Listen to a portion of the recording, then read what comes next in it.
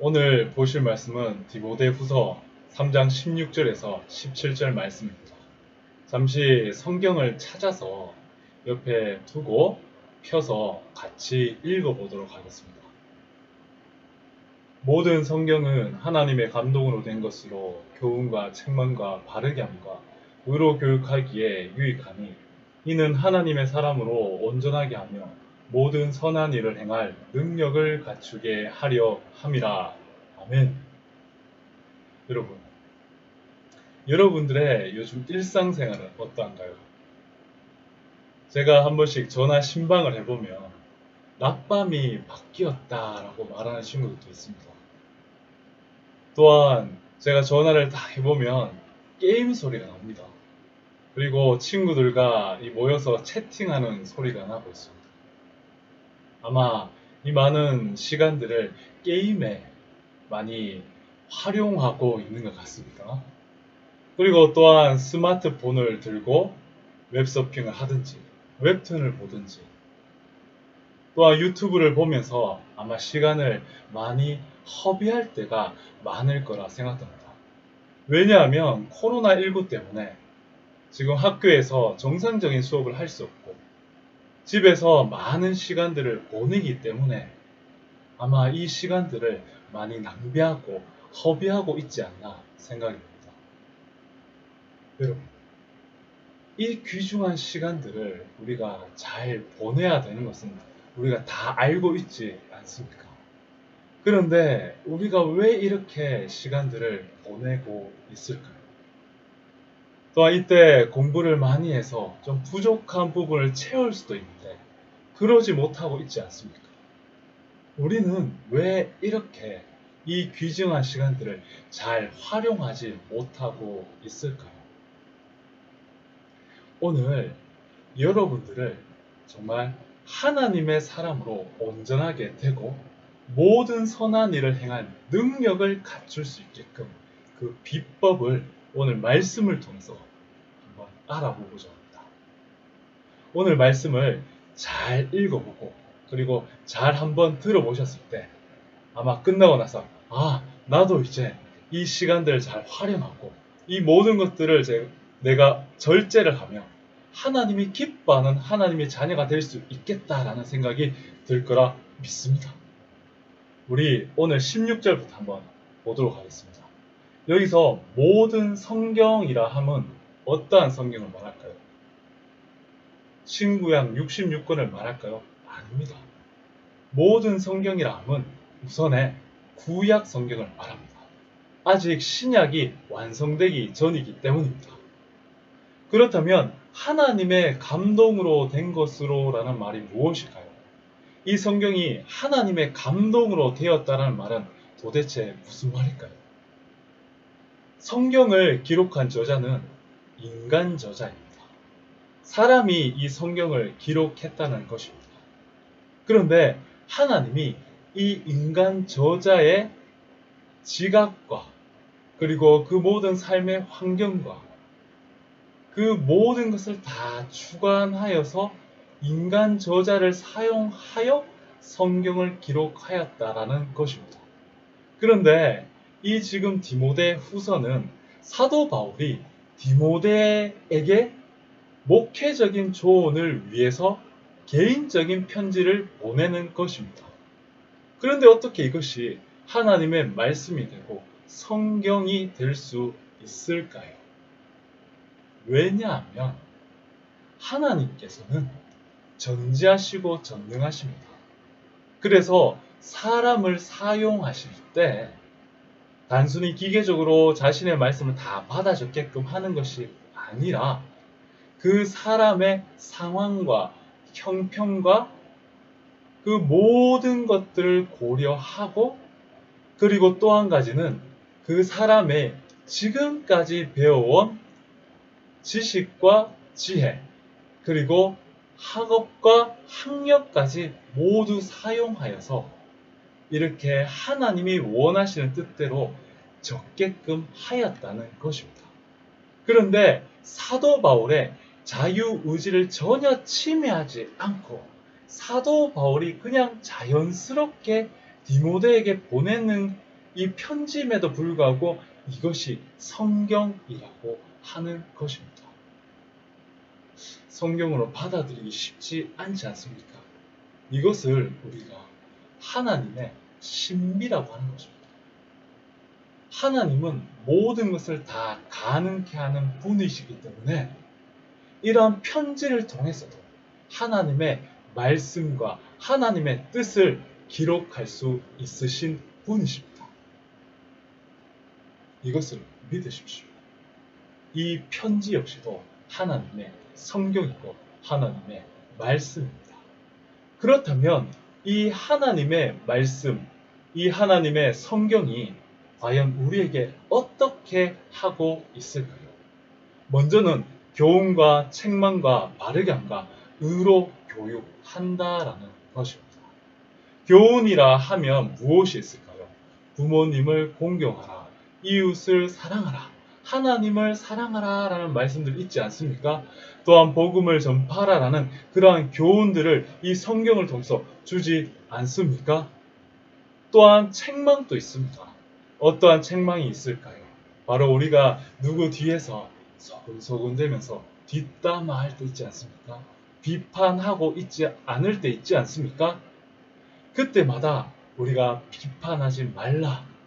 남의 허물보다 너의 눈에 있는 티를 바라보라 라고 하지 않습니까? 다시 말해서 이러한 말씀을 읽을 때 이것이 죄구나 라고 우리에게 성경이 책망을 하게 되는 것입니다. 그래서 우리가 어떻게 되나요? 바르게 되고 의로 이른 모든 것을 통해서 교육되어지지 않습니까? 이것이 바로 성경의 기능이고 성경의 효과라는 것입니다. 그렇다면 과연 우리가 어떻게 하나님의 사람으로 온전하게 될 수 있을까요? 이러한 게으름에서 성실로 바뀌고 이러한 나태함에서 부지런함으로 어떻게 바뀔 수 있을까요? 그것은 바로 17절에 있습니다. 이는 하나님의 사람으로 온전하게 하며 모든 선한 일을 행할 능력을 갖추게 하려 함이라고 말하고 있습니다. 이 말씀의 약속이 맞다면 정말 성경을 읽는 것만으로도 성경을 우리가 접하고 외우는 것만으로도 우리 자신이 정말 바뀐다는 것을 하나님이 약속하고 있다라는 것입니다. 제가 여러분들에게 이것을 제안하고 이 방법을 가르쳐 드리겠습니다. 전도사님이 어떻게 게으름을 이기고 나름대로 계획을 세워서 수행하는 그런 방법을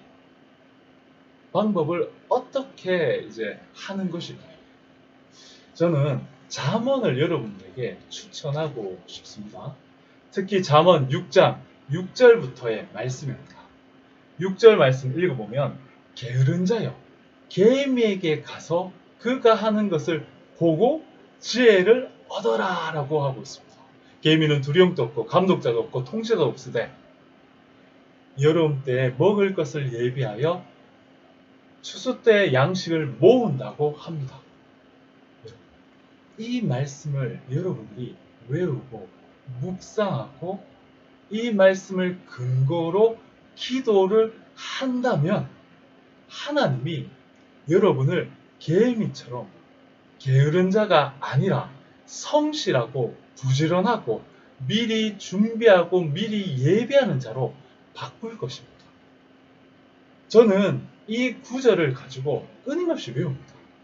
제가 오늘 하루를 시작할 때, 기도할 때 이 말씀들을 근거로 계속 끊임없이 외우고 묵상하고 기도합니다. 하나님 제발 저를 이 말씀대로 게으른 자가 아니라 성실한 자로 만들어 주십시오. 그리고 이 지금 오늘 제가 세웠던 계획들을 다 지킬 수 있게 해달라고 간절히 기도합니다. 무엇을 근거로요? 이 말씀을 근거로 끊임없이 기도합니다. 그리고 간청합니다. 하나님 제발 이 말씀들을 할 수 있게끔 해달라고 간청합니다. 그리고 제가 어떤 계획을 수행할 그 시간대를 적어놓지 않습니까? 그리고 그 시간대가 되었을 때 이 말씀들을 외웁니다. 또 다른 말씀도 외웁니다. 잠언에 또 말씀이 있습니다. 부지런자의 손은 사람을 다스리게 되어도 게으른 자는 부림을 받느니라 라고 그 말씀들이 있습니다. 그 말씀을 외우고 제가 제발 게으른 자가 되지 않게 해주시고 부지런자가 되어서 사람들에게 내가 리더가 되고 지도자가 될 수 있게 해달라고 간절히 기도합니다. 그리고 제가 이 계획들을 꼭 수행할 수 있게 해달라고 간절히 하나님께 요청합니다. 그렇게 하면 하나님이 그 요청에 응답하십니다. 제가 게으른 자에서 부지런한 자로 되고 나태한 자에서 성실한 자로 됩니다. 여러분도 될 수 있습니다. 전도사님이 이 말씀을 외우고 기도하고 묵상하고 하는 것처럼 여러분들도 이 말씀을 외우고 입에 끊임없이 묵상하십시오.